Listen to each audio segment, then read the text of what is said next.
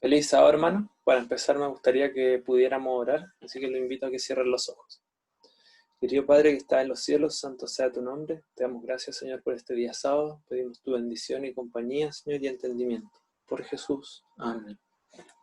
Bien, ya vamos cerrando entonces la lección de escuela sabática. En realidad ya la cerramos hoy día, pero también vamos a cerrar entonces esta serie de videos sobre el origen de la Biblia, ¿bien? Espero que les haya servido, que hayan podido aprender, más o menos orientarse en cómo fue que se formó la Biblia. Ya vimos que no es un proceso homogéneo, ni mucho menos que sigue una pura, podríamos decir una pura pista, sino que hay muchos aspectos que tocar. Y eso lo hace complicado en sí mismo, en el sentido de que, claro, hay mucho que abarcar, aunque en realidad la historia en sí no es tan compleja, ¿bien? Hoy día vamos a ver lo último entonces, que tiene que ver un poco sobre la Biblia, la traducción, y también vamos a ver algunos manuscritos, ya que espero que sean de su interés. Yo en otro video les dejé algunos libros que ustedes pueden consultar, pueden encontrarlos por internet, así que si en realidad quiere seguir sabiendo más del tema, puede leerlos, buscarlos, o podemos conversar en otra ocasión. ¿Bien? Yo aquí les expliqué de lo que yo sé, lo que he aprendido, así que espero al menos haber transmitido eso bien. Les voy a compartir entonces ahora la pantalla para nuestra presentación. A ver, aquí. Entonces la Biblia, un libro traducido. ¿Por qué la Biblia es un libro traducido? Claro, es que no nos llegó en las lenguas originales. O sea, perdón, nosotros, ¿no es cierto?, no leemos tampoco las lenguas originales, sino que más bien leemos en el idioma que nos corresponde, que en nuestro caso en español, el estadounidense será en inglés, el francés en francés, y así. Pero en ningún caso nosotros tomamos un texto griego o un hebreo y lo leemos, porque en realidad no tenemos y no sabemos esa herramienta. Ya los pastores, los teólogos, ellos sí las manejan, pero el laico promedio no las maneja. Pero sí es importante entender de esto que es un libro traducido. Yo tomé citas de este autor y de hecho esta parte la voy a hacer con lo que él habla. Él es un teólogo bautista liberal, pero que sin embargo aquí toca muy bien este asunto de la Biblia como un libro traducido. Él dice, quien afronta la tarea de traducir un libro asume el reto de hacer de mediador entre un texto y sus nuevos destinatarios. Pero su tarea no es solo trasladar palabras de un idioma a otro, sino reproducir sentimientos, provocar sensaciones, visualizar diferentes cosmovisiones, una interpretación del mundo y su realidad, lo cual exige una alta cualidad interpretativa y entraña un riesgo importante. Entonces, traducir no es solamente, claro, ¿no es cierto?, como que nosotros habláramos en inglés, hello, y después decir, no, esto significa hola, sino que en última instancia lo que se quiere lograr en una traducción es todo esto que dice acá. Reproducir sentimientos, provocar sensaciones, visualizar diferentes cosmovisiones, una interpretación, o en realidad, claro, cuando hablamos de visualizar diferentes cosmovisiones, son estas interpretaciones del mundo, ¿no es cierto?, lo que le da un sentido y una explicación a la realidad última, y lo cual exige una alta cualidad interpretativa y entraña un riesgo importante. ¿Por qué un riesgo importante? Claro, porque, digamos, cómo logra producir un sentimiento, cómo usted logra provocar sensaciones, es muy difícil hacer sentir, ¿no es cierto?, a alguien lo que se quiere transmitir, ¿ya? En ese sentido, esa es una dificultad muy grande. Y bueno, y hay otros procesos propios de la traducción que también aumentan, ¿no es cierto?, o, o dificultan la traducción en sí misma. Ahora, una cosa del traductor importante entender es que, claro, las traducciones se pueden ver afectadas quizás por su estado de ánimo en el momento, pero también por sus conocimientos, es decir, requiere de alguien que tenga un bagaje intelectual más o menos grande, es decir, no basta solamente con que sepa un idioma o otro idioma, ya no basta solamente con que maneje el idioma del receptor y el idioma transmisor, sino que también tiene que saber de arqueología, historia, antropología, filología y una serie de ciencias que van a complementar su trabajo y que van a ayudar a que en el fondo lo que él haga sea algo bueno, ya de calidad. Sin embargo, aquí nunca debemos olvidar que el factor persona siempre está presente, ¿bien? ¿Cómo lleva a cabo entonces un traductor sus labores? Para eso ocupan técnicas que se conocen como equivalencias. Y esta equivalencia a grandes rasgos pueden ser dos, formal o dinámica, y a veces se encuentran juntas, ¿ya? ¿Cuál es la diferencia? Las equivalencias formales buscan trasladar el mensaje en su formato original. Procura conservar entonces características gramaticales, estructurales del lenguaje y la equivalencia de palabras. Obviamente no una traducción seca, así como que yo traduzca, literalmente el texto, ¿ya? Sino que obviamente hacen que tome un sentido, pero es lo más cercano al texto original posible. A diferencia de la equivalencia dinámica, que lo que busca en realidad es transmitir la idea, no tanto las palabras exactas, sino que la idea última del texto. Igual acá esto se ha prestado para malentendido, porque algunos dicen, entonces el traductor mete su idea ahí disfrazada. Bueno, en realidad nunca se trata solamente de una persona, ya son varias personas por lo general las que trabajan, o revisan el trabajo, etc. Pero entonces esta es la idea de la traducción dinámica, y de hecho la equivalencia dinámica se ocupa hoy día mucho. Las Biblias cada vez más, por lo menos en español, se ven estas traducciones. Por ejemplo, las más famosas ahora son La Diosa habla hoy, que es más antigua, y la Nueva Traducción Viviente o la NTV. Yo tengo la NTV en particular, yo le llamo la Biblia Entienda Fácil porque da el mensaje claro. Como busca transmitir la idea, es más claro porque también la transmite el lenguaje contemporáneo. ¿Ya? Entonces, en el fondo da como la idea ya digerida. Igual la he ocupado harto, en ese sentido, a veces siento que es más útil para ciertas cosas prácticas. ¿Ya? Pero esa es la idea a grandes rasgos de estas traducciones. Ahora, en la traducción de un texto de una lengua a otra, siempre hay pérdida de información. Y esto es algo importante considerarlo, y vamos a poner el ejemplo de la palabra amor. En griego el amor se describe con 4 palabras, es decir, ellos la realidad de la palabra amor o de lo que es el amor, la logran captar con 4 palabras diferentes que hacen énfasis en diferentes manifestaciones del amor. Por ejemplo, eros hace referencia a ese amor sexual, ¿ya? Esa apetencia sensual. Tenemos el amor filial, por ejemplo, que es un amor más relacional, de padre e hijo, etc. Entonces ellos logran con más palabras captar más realidades de lo que es el amor. Sin embargo, nosotros en español solamente tenemos la palabra amor, y por contexto, por algún sentido, a menos que lo aclaremos, ¿no es cierto?, cobran estos sentidos o vemos los matices del amor. La cuestión es que estas palabras que se ocupan en la Biblia, ¿no es cierto?, para amor, están repartidas en las diferentes partes del Nuevo Testamento, pero siempre el español nos llega como amor y no logramos captar los matices. Entonces se pierde esa información y pareciera ser que nos llega un texto más homogéneo, ¿no es cierto? O sea, no con tantas diferencias y como que las palabras siempre fueran la misma, y a veces eso también hace que el sentido del texto se pierda un poco. Por eso es importante el conocimiento de estas lenguas, aunque cada vez las Biblias nos facilitan más el trabajo porque vienen con notas explicativas. Entonces eso obviamente nos va ayudando a entender mejor el texto. Ya, pero eso siempre hay que considerarlo en una traducción, y por eso les digo, la Biblia es un libro traducido. Siempre hay que tener en mente eso, ¿ya? Eso también nos motiva a nosotros, obviamente, a buscar ayudas para entender la Biblia. Hoy en día Internet está lleno de herramientas, así que aunque usted no maneje el hebreo, no maneje el griego o el arameo, no puede quejarse de no encontrar ayudas porque en Internet en realidad están. Veamos un ejemplo de las dificultades que entraña una traducción. Como les decía, hay pérdida de información, pero a veces no solamente la pérdida, sino que traducir un texto mismo resulta complicado porque da lugar a muchas opciones. Miren el Salmo 51.5. Dice la Reina Valera del 60, en pecado me concibió mi madre. La Biblia versión La Palabra dice, en pecado me concibió mi madre, siguiendo lo mismo que la Reina Valera. La Biblia de Estudio dice, soy pecador desde el seno de mi madre. La Nueva Versión Internacional, pecador me concibió mi madre. Y la Nácar Colunga dice, mi pecado está siempre delante de mí. Si se fijan, hay diferencia en el sentido mismo de la frase, porque si yo digo, en pecado me concibió mi madre, ¿qué le va a entender a usted eso? Que claramente mi madre, bueno, en este caso la del salmista, ¿no es cierto?, estaba metida en cosas dudosas, pues, y que en el fondo el nacimiento acá del personaje fue a través de un acto pecaminoso, ¿ya? Eso da a entender. Si yo leo después las otras 2 versiones, la Biblia Estudio y la NBI, dice, soy pecador desde el seno de mi madre, que cambia, porque claro, ya la mamá no es culpable de pecado, sino que ahora es el personaje principal, ¿no es cierto?, que dice que él es pecador desde que, entonces, en el fondo nació. Y la Nácar Colunga hace una afirmación más, podríamos decir, personal o subjetiva o de apreciación del mismo personaje, que dice, mi pecado está siempre delante de mí. ¿Cuál de todas estas versiones o traducciones, perdón, es la correcta? Y aquí viene la respuesta, todas y ninguna, ¿ya? Porque en realidad todas estas se basaron en textos originales, pero para que vea la dificultad que entraña una traducción es justamente esto. Y todo se resume en este texto del mismo autor que vimos al principio, que dice, el traductor hace un esfuerzo en trasladar no solo las palabras, sino los sentimientos del salmista, pero se encuentra con serias dificultades a la hora de dar sentido al conjunto de esas palabras que en muchos casos ofrecen opciones diferentes y brindan las posibilidades de darle giros heterogéneos, ¿ya? Creo que queda clara la idea.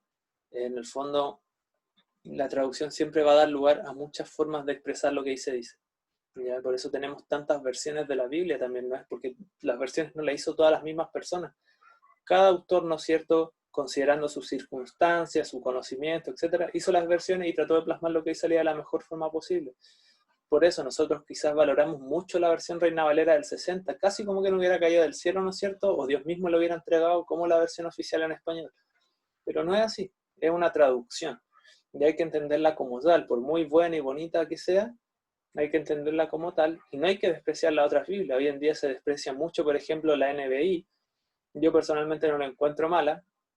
Quizás, claro, no nos acostumbramos al lenguaje, porque tenemos un bagaje con la del 60, pero no es una traducción pecaminosa, ni mucho menos, ¿ya? Incluso hace un tiempo saliera un video en internet hablando de que la NBI quitaba versículos, etcétera, y sí, efectivamente, quitaba versículos, pero nosotros ya vimos en videos anteriores que hay variantes textuales, ¿no es cierto?, que muchos no las consideran porque no están respaldadas por manuscritos antiguos, y eso hace la NBI, de hecho la nota, pone en los márgenes, ¿no es cierto?, esa nota.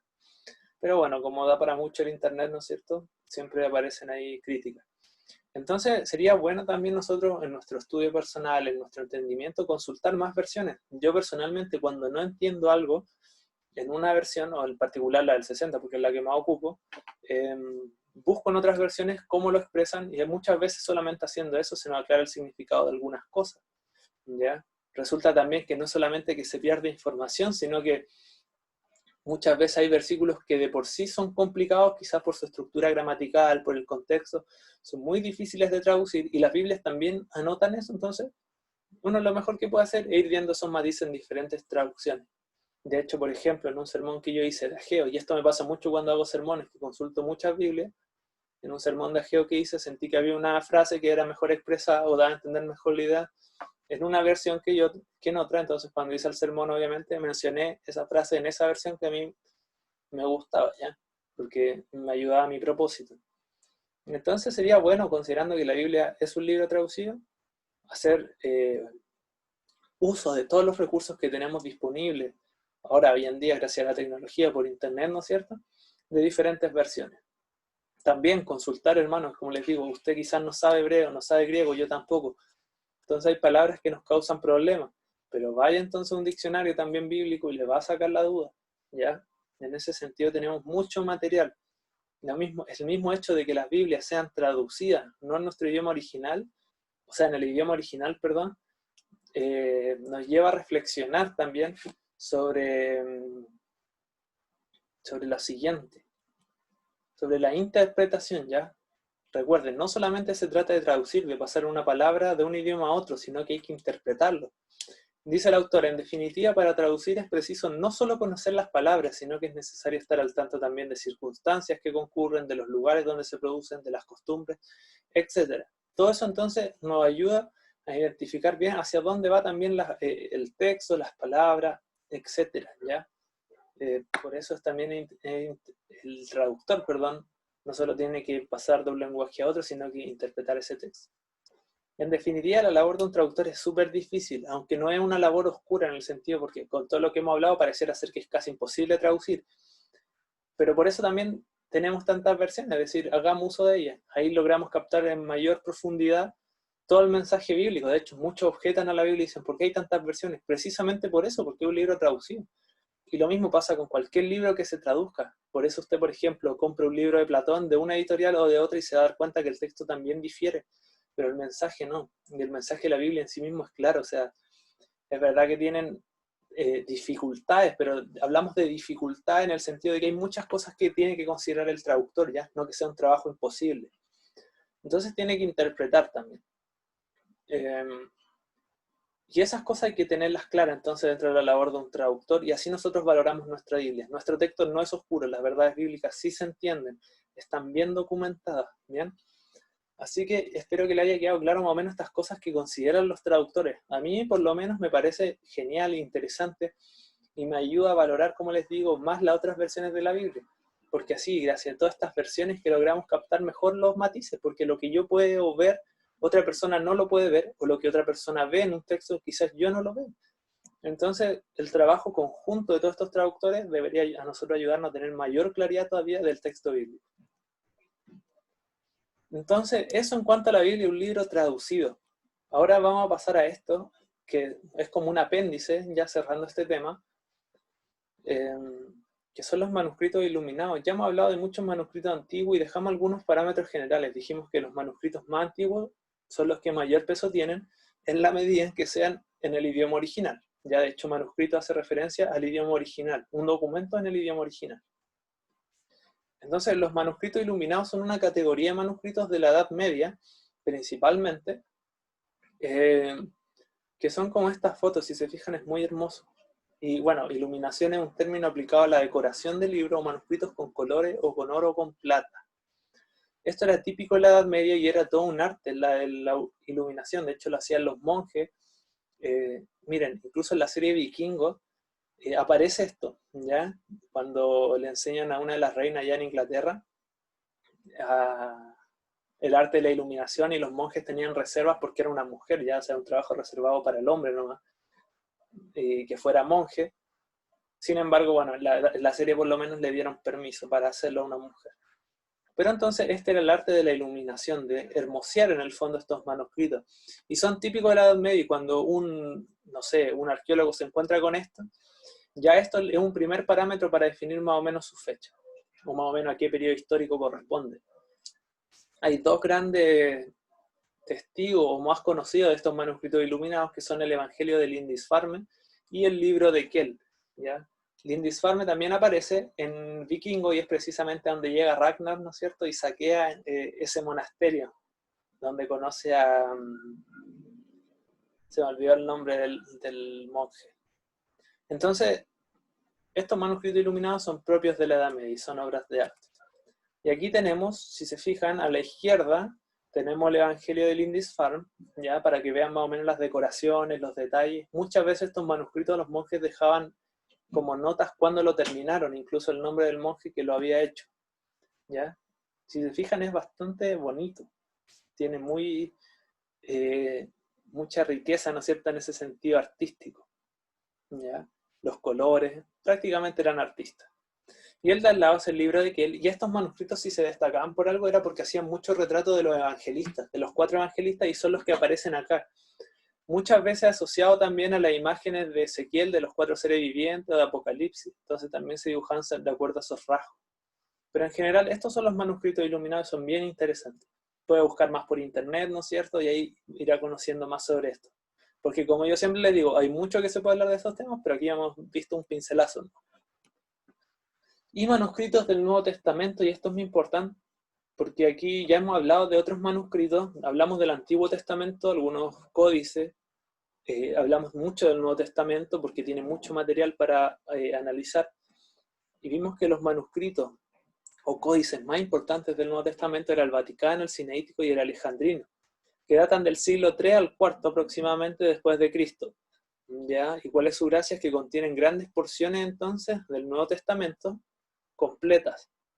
Por eso son la base de nuestros textos griegos modernos. Sin embargo, y bueno, también porque son tempranos y están en el idioma original. Sin embargo, hay algunos fragmentos, manuscritos, papiros anteriores a esto, y que también nos ayudan entonces a corroborar más nuestro texto, ¿bien? Nos ayudan en el fondo a armarlo, a corroborarlo, para comparar, etc. Recuerde, siempre tener mucho material en estos casos es mejor que tener poco material, porque aunque se observen más diferencias, es más fiable el texto que logramos tener. Entonces tenemos los papiros Chester Beatty, se llaman así por su dueño, que son estos 3 principales, que son los importantes, que el papiro 45 entonces data del siglo II, eso sería el 100 después de Cristo, ya, digamos dentro de ese siglo. Si usted se recuerda, el último evangelio escrito fue el de Juan, ya por allá por el año 90 después de Cristo, es decir, estamos hablando de periodos muy cortos entre la escritura de ese último evangelio del Nuevo Testamento hasta este papiro, o esta, podríamos decir, evidencia del Nuevo Testamento. Entonces, este papiro del siglo II contiene porciones de los evangelios y de Hechos. El papiro 46, que es de finales del siglo I, imagínense, está datado entre finales del siglo I y principios del II, es decir, prácticamente dentro de la composición del Nuevo Testamento. Hay una diferencia ahí de años entre los escritos originales, ¿no es cierto?, y estos papiros, muy pequeña. y contiene casi todas las epístolas paulinas.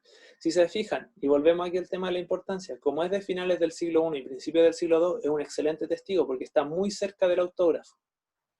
Y tenemos los papiros 47, el papiro 47, del siglo III, que contiene Apocalipsis 9 al 17. ¿Ya? Tenemos los papiros Bodmer también, que son el papiro 66, que data cerca del año 175 después de Cristo y contiene casi todo Juan. Seguimos viendo el asunto, es decir, aquí hay menos de un siglo de diferencia entre el autógrafo y este papiro. Papiro 77 del siglo III contiene primera y segunda de Pedro con Judas en su totalidad, ¿ya? Un testigo confiable.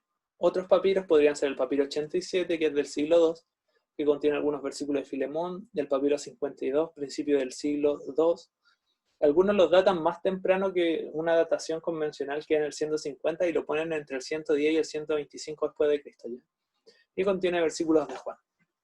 Volvemos a la idea principal, que está muy cerca del autógrafo. ¿Por qué es importante todo esto? Bueno, obviamente existen muchos más papiros, estos no son todos ni por si acaso, es decir, las listas continúan. Voy a sacar la presentación.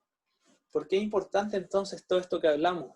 Porque nosotros desde un principio dijimos en estos videos que la idea es poder demostrar que lo que está escrito en la Biblia es exactamente lo que escribieron los autores originales. Recuerden, no estamos hablando de la divinidad de la Biblia. Esto que hemos hablado en ningún caso prueba que la Biblia sea divina.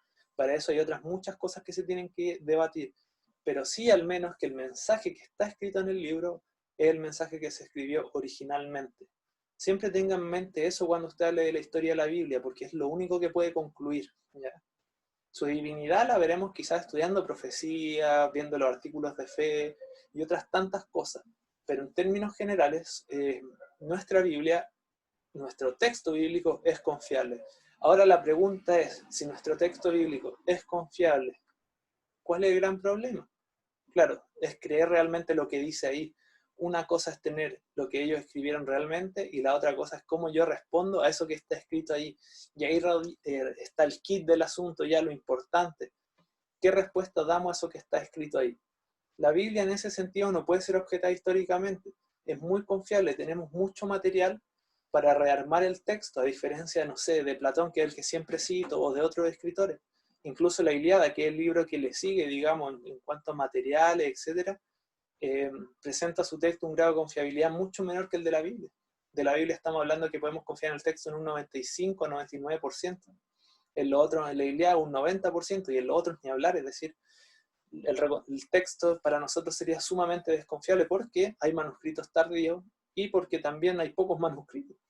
Entonces, la Biblia históricamente hablando es un libro confiable. Nadie puede objetar en ese sentido lo que está escrito. Siempre la objeción común obviamente es no, se cambió lo que la Biblia decía, etc. Pero es una mentira, no se ha cambiado y lo podemos corroborar. Yo siempre parto dando esta explicación. Cada testigo, cada siglo no ha dejado testigos de la Biblia.